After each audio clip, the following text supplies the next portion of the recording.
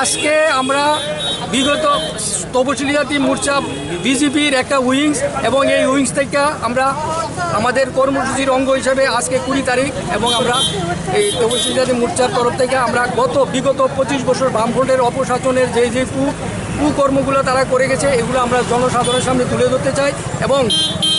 20 মাসের এই BJP government এই কম সময়ে যে উন্নয়নমূলক কাজকর্ম করেছে তার আমরা আজকে হিসাব তুলে ধরবো সবাই সামনে কেউ যাতে বলতে না পারে বামফ্রন্ট কি মানে বিজেপি কিছুই করে নাই। এর পরিপ্রেক্ষিতে আজকে আমাদের র্যালি।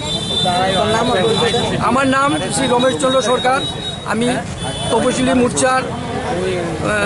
মণ্ডল সভাপতি, 8 নম্বর টাউন বর্দলী মণ্ডল সভাপতি।